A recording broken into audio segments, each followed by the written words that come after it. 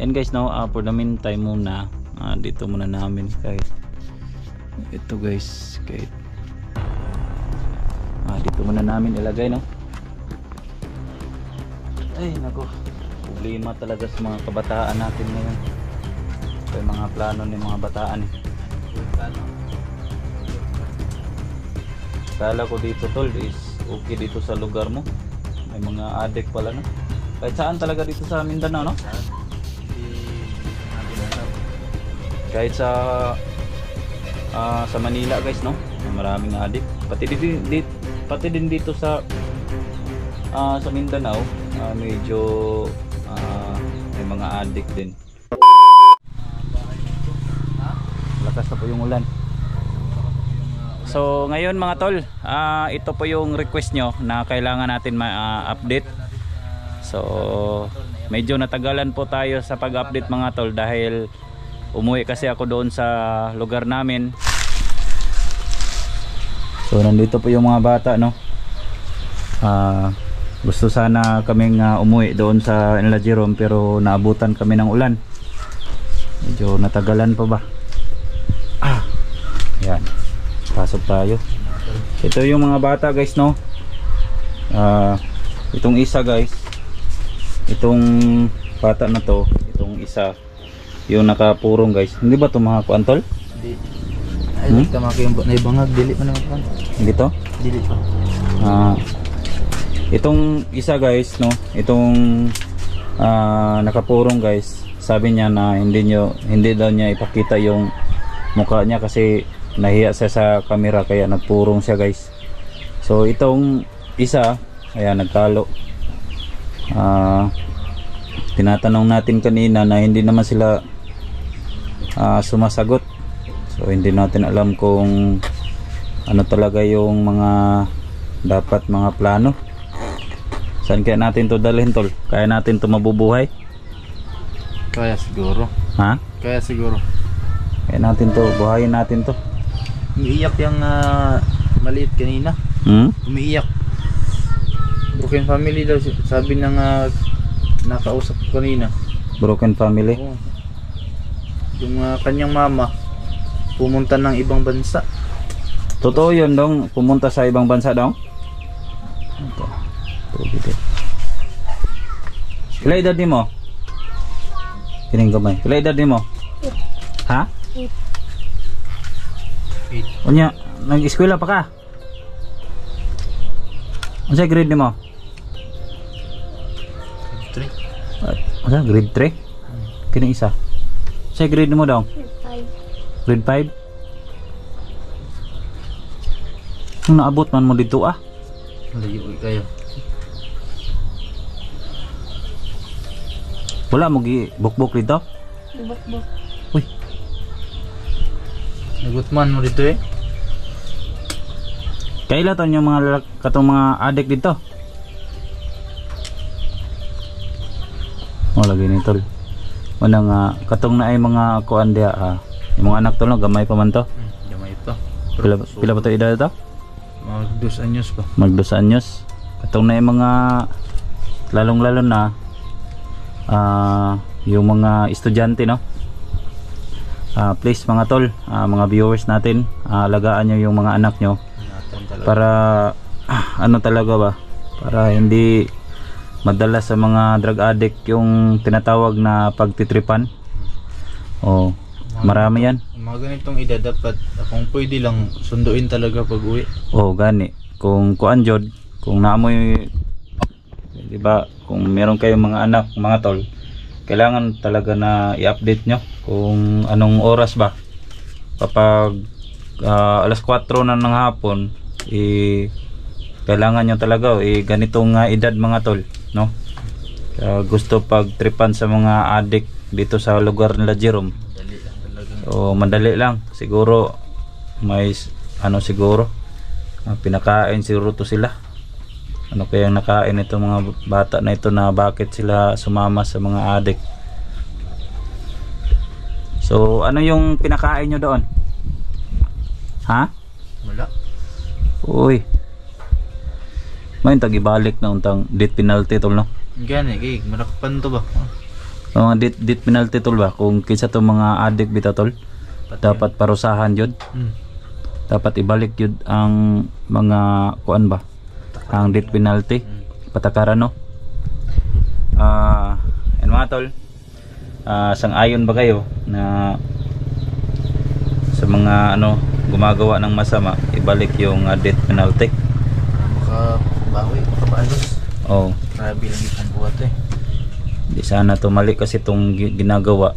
Iba kasi yung mga Pinoy, kapag mali gagawa pa rin ng mali. Mali na nga, gagawin pa ng masama ba. Kaya ito, pagplanuhan namin to ni Jerome, Creepy TV, kung ano yung dapat namin na masolusyon, no? Solusyon ano yung dapat natin gawin tol. So may mga plano pa na dapat natin gawin ito. Sa pan pero mo. Ha? Di good ni mo kay ano kay na trauma pa po na pud ba. Ni bata oh. Gani. Oh, gwapong bata oh, trawa. Trauma pa na pag first update no diri nga di kay na mo tingog. Pag kuan ba abot pa lang nako. Mga bataan eh. Sa sunod gani dong, di na gid mo mukuan dong. Dapat kaysa may kabalo nyo, kabalo ka mo cellphone? Ikaw? Yung gamay. Masaya pangalan ni mo? Jan Mike. Ha? Jan Mike. Jan Mike, ikaw isa. Yung isa. GR. GR? Kabalo ka mo gamit og kuan? Jan Mike? Cellphone? Balo ka? Balo daw. Balo naman siguro. Ni dapat kuan jud.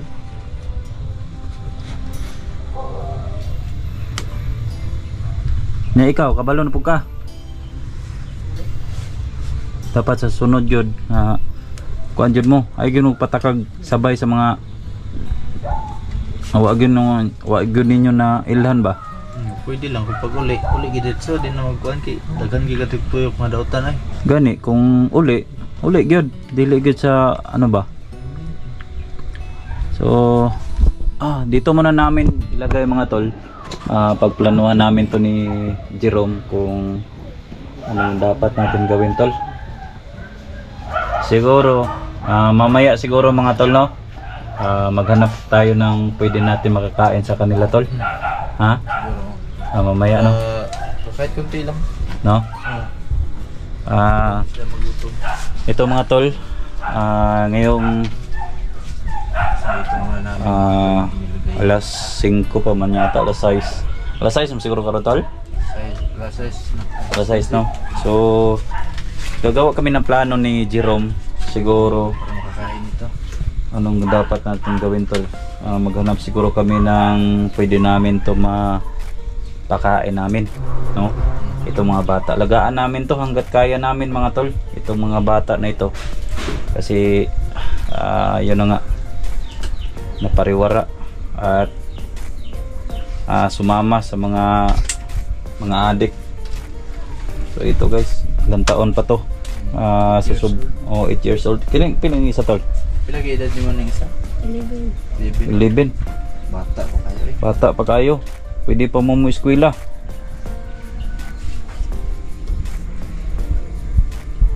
So to yung ingon ganina tol, abroad yung mama. Abroad daw kanina, ang iyang papa, wala siya kabalo kung asa kay palahubog ulay kayo. Opo ni ang isa po. So bali ang iyahang mama ni abroad, pero iyang papa Wala po siya kabalo kay ano po siya kabalo. grabe ka palahubog lagi niya. Na may trabaho yung papa niya. Pag makasweldo, purot mo bod. Urot po, bali pala hubo guys, umiinom ng alak. Tapos yung mama kasi niya nag-abroad. So yan po talaga yung mga dahilan, no? Hindi naman natin i-terminate yung mga nag-abroad talaga. So dapat pagplanuhan talaga kung merong mag-abroad, example, may magplano talaga mag-abroad, dapat talaga every day, every night i-secure talaga at may communication talaga dito sa Pinas na talagang, at lalong-lalo na kapag may nag-aaral, talagang kailangan mo talaga na anong oras i-schedule mo talaga, kailangan mo tawagan mo yung mga anak mo o di kaya kung sino yung nagbabantay, no, para maging secure naman mga tol. Sa katulad nito na walang masyadong nag-aalaga, hindi pa natin alam kung ano talaga yung pulot dulo, kasi ang alam natin si Jerome kasi yung nag-interview nito dati, yung mama niya nasa abroad, so yung papa is uminom ng alak. Palabog. Oh. Na-play to naman sa camera ni mo tol. Tong kuan. Ito nga ko, nag-interview pa lang ko ito niya. Pag video na gid nako. Naulaw siya. Naulaw na, di na kayo istorya. Mayain kasi mga tol, no, mayain kasi. Napa ni si kuan, napay trauma kaya pag abot na ako nga, murag na familiar sa kuha. Murag hadlok pa siya maduol. Yung mo lagi ito na itabo. Kanang gamay oh. Hadlokan na siya. Bali natakot pa siya. Pero akong giikuan, ako itong gipalitan o kuan niya. Duol raman. Pero na-play na imong video nimo, wala na. Muna naulaw. Naulaw eh. So ito yung ano, suggest ko lang po sa lahat, no, at sana alagaan nyo yung mga anak nyo, at sa katulad nito yung mama pala niya nandun sa abroad, siguro wala na sigurong pakialam, no, ganyan po yung mga minsan yung mga tao kung minsan, pero dapat mga tol is bigyan natin ng pansin yung mga anak natin, kasi sila po yung mga kumbaga espesyal sa buhay natin. So habang tumatanda tayo, makatulong po yung mga anak natin na kumbaga lalong lalo na mahina na yung katawan natin, yung mga bata, yung mga anak, sila po yung tumutulong, diba tol? Tama naman tol? Makabawi din sila pagdating ng panahon ng graduate. Pagdating ng panahon, yung mga bata natin kailangan talaga alagaan. Kaya kagaya nito, kahit wala pa akong bata guys, pero si Jerome may anak naman to, pero ayun na nga, may anak naman to si Jerome, pero ako wala pa. advice na lang tayo. kagaya nito bro, na dapat alagaan talaga kasi sakripisyo ba? Kailangan talaga ng sakripisyo sa ganitong edad habang nandito pa. Pagdating ng panahon na sila na yung malaki, nakatrabaho na, sila naman yung makabawi. Tama naman. Todong, unsa may kuan? Kinato na yung pangutan ni si kining gamay. Ini kadako nimo, unsa may kuan nimo? Sa pulis. O tanong na to ni, unsa may kuan nimo? Kadako nimo, unsa imong trabaho gusto? Unsa may kuan nimo? Ibaliktad na imong kalo. Baliktad. Unsa may kuan nimo? Unsa may kuan nimo? Ini kadako nimo. Unsa imong gusto? Ha? Unsa to? Unsa be? Pilot. Pilot. Pilot to siya no. Awa, bata pa gani mga tol, nanay mga plano. Ambisyon. Ambisyon. Ikaw, kining isa. Say kuan nimo? Army. Ha? Army. Ada? Army.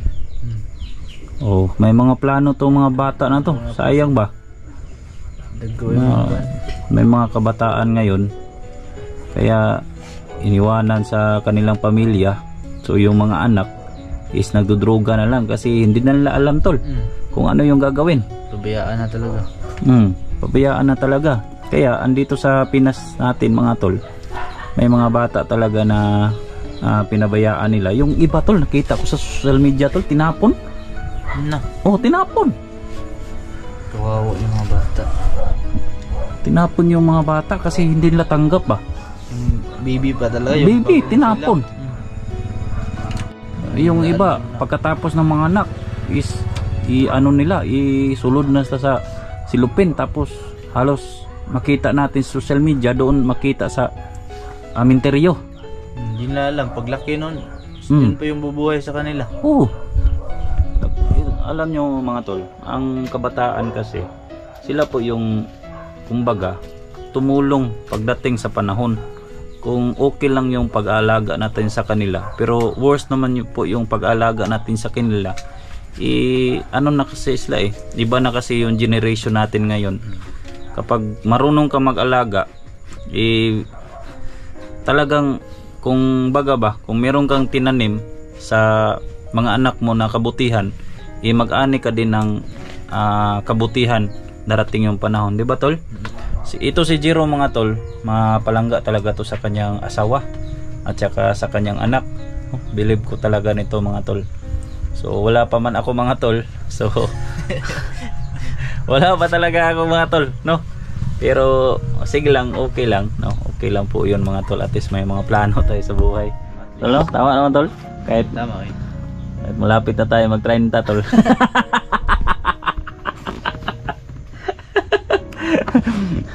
So yan guys, no. So unsa may kuan mo?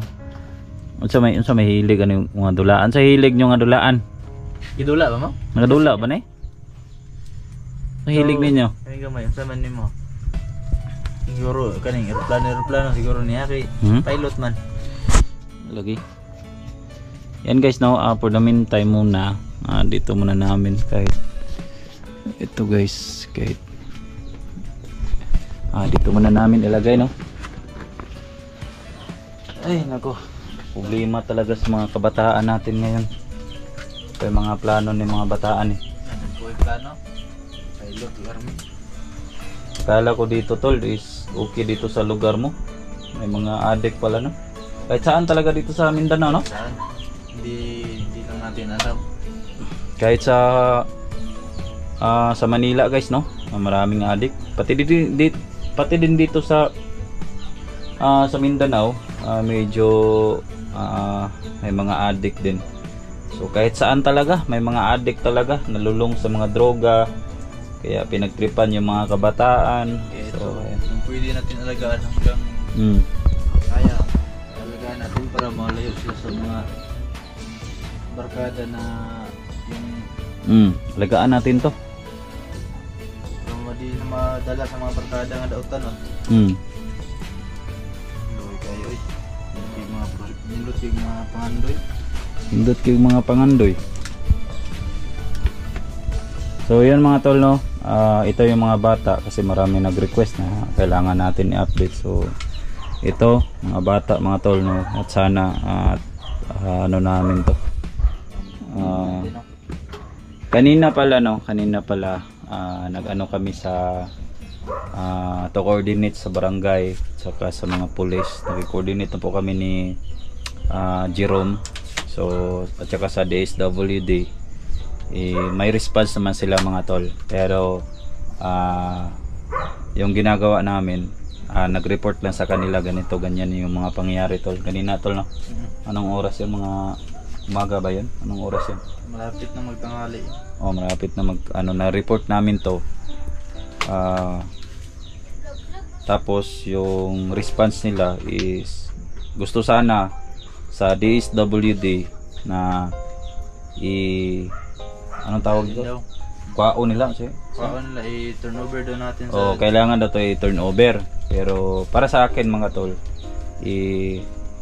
dito muna baka maghanap kami ng solusyon kung kaya namin. Pero kaya sabi nila sa DSWD na okay daw, handa naman na tutulong kapag hindi na natin kaya. Handa naman sila tutulong, pero sa ngayon dito muna namin mga tol. Kasi doon kung nandun sa DSWD kasi at least marami yung mga bata. At least man lang tol, at least man lang ito ha. Marami kasi magsabi, mga viewers, ito ha, sasabihin ko sa inyo. Marami kasi kayo mga viewers, 'di ba, magsabi kayo sa amin, hatid sa DSWD. Mas okay kasi nanggaling sa amin, parang ituring muna namin sila na pamilya. Para mayroon naman kami mga experience na about sa kanilang para makita nila kung ano yung mga experience namin, lagaan namin sila. Para pagdating ng panahon, lumaki sila, hindi kami malilimutan ito. Yun po yung hangarin namin. Alagaan muna namin. Kasi pag doon sa DSWD, maraming bata, hindi sila maalagaan talaga. Pagdating ng panahon tol, hindi na sila makakilala sa atin. Hindi na. 'Di ba? Kasi malaki na sila eh. Itong bata na ito guys, itong mga bata na ito. Itong bata na ito. Sigurado talaga maka-remember talaga to sila sa kung gaano namin binigay yung pagmamahal namin sa kanila. So kahit mahirap, pero okay lang, at least itong mga ginagawa namin is para sa kanila, no? bago namin to ihatid, alagaan muna namin to saglit. Kaya naman namin to, o kakayanin namin kung ano yung kaya namin maibigay nito. At saka kung meron kayo maibigay, mga viewers, pwede naman. Hindi kaya kay Jerome, idaan nyo yung kay Jerome kahit kunti. Hindi kaya sa akin, para maano natin to sila. Matur naman natin to sa Jollibee. Malapit ba yung Jollibee dito, tol? Doon sa unahan. Doon sa unahan, no? So, ayan, hanggang dito na lang. Maraming salamat sa inyo. Mga tol, no? Bye-bye sa mudong. Be, Bye-bye sa mo, bye-bye. babay na rin. Bye-bye. So, God bless sa inyo. So, see you in the next video. Mag-update lang po kami sa inyo. Tanto mga tol, no? Bye-bye po. Salamat, Bye-bye mga po. tol.